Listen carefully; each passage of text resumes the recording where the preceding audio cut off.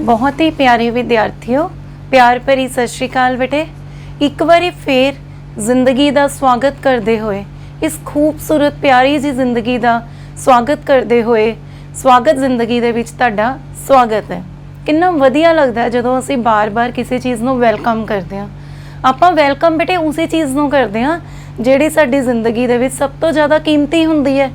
ते असीं अक्सर ही ये गल भुल जाते हैं, असी इस मटीरीअलिस्टिक वर्ल्ड दे विच असी चीज़ां दे पिछे जाते रहते हैं। असी ये नहीं सोचते कि साडी जिंदगी ही सब तो ज़्यादा खूबसूरत है, उसनूं ही असी ज़्यादा इंपॉर्टेंस देनी है। अपने आप नूं जो भी गल असी लागू करनी है वो अपने आप ते ही करनी है। तुसी इंग्लिश लैंग्वेज दे विच बेटे देखिया होना कि उहदे विच जिहड़ा आई हैगा वो हमेशा कैपिटल लैटर दे विच हुंदा है, कदी भी स्मॉल लैटर च नहीं हुंदा। उहदा मतलब ये हुंदा है कि असी सब तो ज़्यादा अपने आप नूं इंपॉर्टेंस देनी है, अपनी लाइफ का वेलकम करना है। हुण बेटे 8वीं जमात तो अगे वो सारी पढ़ाई करते हुए तुसी एक वक्रे जे दौर दे विच एंटर कर चुके हो, 9वीं क्लास दे विच, जिथे कि बहुत ज़्यादा सारे तुहाडे विच चेंजिज आते हैं। तुसी एक मैच्योरिटी वल वधदे हो, जिथे कि तुहाडा सरीरिक विकास दे नाल नाल मानसिक ते समाजिक विकास भी हुंदा है। असीं किन्नियां ही नैतिक कदरां कीमतां दी गल कीती ते तुसी उन्हां नूं अपनी सूझ-बूझ नाल ते अपने साबत कदमां दे नाल एक्सैप्ट करना है ते उन्हां नूं नाल लैके अगे वधदे जाना है ताकि तुसी बहुत सोहनी जिंदगी जी सको। हुण बेटे तुहाडे विच फैसले लैण दी भी योग्यता जिहड़ी है वो आ जानी चाहिदी है, जिहड़ा कि साडा अज दा पाठ हैगा 7वां पाठ 9वीं क्लास दा, फैसले लैण दी योग्यता। ठीक है जी। हुण बेटे तुहाडी पोजीशन हैगी है भी तुसी सड़क ते एक चौंक ते खड़े हो, पर उत्थे हुण कोई सिपाही नहीं हैगा, वो तुहानूं गाइड नहीं करेगा भी तुसी किधर जाना है, कदों जाना है। तुसी आप ही लाल बत्ती, पीली बत्ती ते हरी बत्ती नूं देख के फैसला करना है। ठीक है जी, भी मैं कदों चलना है, मैं कदों रुकना है ते कदों मैं अगे वधन लई तैयार होना है। हुण तुहानूं कोई सिपाही, कोई फॉलो अप नहीं खड़ा हैगा, तो उहदे वास्ते बेटे सब तो अहम जिहड़ा विशा साडी जिंदगी दा हुंदा है वो हुंदा है फैसला लैण दी योग्यता, जिहदा साडा जिंदगी दे विच बहुत ही ज़्यादा महत्व हुंदा है। क्योंकि बेटे एक सही फैसला जिहड़ा हैगा सही वक्त ते लिया गया वो साडी सारी जिंदगी नूं बदल के रख दिंदा है। जदों भी असीं कोई बेटे फैसला लैणा है तो उहदे सारे पक्ष जिहड़े हैं उन्हां नूं चंगी तरह असीं विचार वटांदरा करना है। उसदे की दुर्गामी सिੱਟੇ निकल सकते हैं उन्हां बारे भी असीं विचार करना है।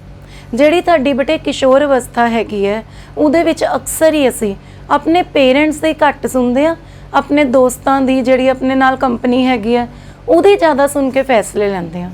पर असीं ये गल नहीं करनी बेटे, असीं फैसला लैण लगे हाँ बहुत ही सूझ-बूझ नाल काम लैणा है।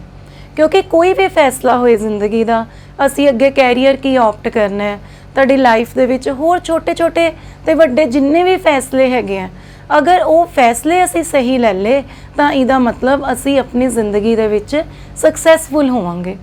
हर एक सिचुएशन दे विच तुसीं कई गल्लां नूं देखना है। एक तां बेटे जो भी तुहानूं कोई गल कह रहे हैं वो किसी प्रैशर च आके नहीं मननी, ते दूसरा हर सिचुएशन दे विच हाँ करना जरूरी नहीं हुंदा। जिथे तुहानूं लगे भी तुहाडे दोस्त मित्र तुहाडा मन जरूर कह रहा होएगा भी ये गल गलत हैगी आ, क्योंकि जदों भी असीं बेटे कोई गलत फैसला लैण जा रहे हुंदे आ तो साडे दिल चों एक आवाज़ जरूर आउंदी है, वो एक बारी सानूं जरूर रोकदी है। पर जदों बेटे आपां उसनूं नज़रअंदाज कर दिंदे आ तो सानूं जिंदगी दे विच उहदे बुरे प्रभावां दा सामना करना पैंदा है। इसलिए बेटे सारे फैसले बहुत सोच समझ के रहने हैं। इहदे विच एक छोटी जी शॉर्ट स्टोरी इसी चैप्टर च हैगी है कि एक शीतल नाम का मुंडा हुंदा बेटे, घरदियां दा बहुत ज़्यादा लाडला हुंदा है, बहुत प्यार ते लाडां दे विच पलिया हुंदा है।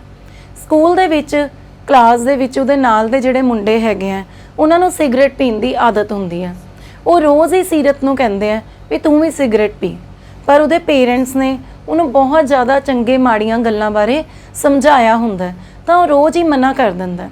पर एक दिन उन्हां दे दबाव दे विच आके गल्लां च आके सिगरेट पीनी शुरू कर दिंदा है ते हौली हौली उसनूं इहदी लत लग जाती है तो उहदी सारी जिंदगी खराब हो जाती है।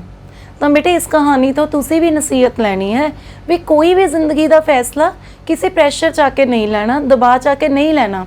जे तुहानूं किसी गल लई कोई फोर्स कर रहा है ਤਾਂ ਘਰ ਆ ਕੇ ਆਪਣੇ ਪੇਰੈਂਟਸ ਦੇ ਨਾਲ ਜ਼ਰੂਰ ਡਿਸਕਸ ਕਰੋ। ਉਹਨਾਂ ਨਾਲ ਗੈਪ ਨਾ ਰੱਖੋ, ਉਹਨਾਂ ਨੂੰ ਦੱਸੋ ਕਿ ਮੈਨੂੰ ਇਹ ਪ੍ਰੋਬਲਮ ਆ ਰਹੀ ਹੈ।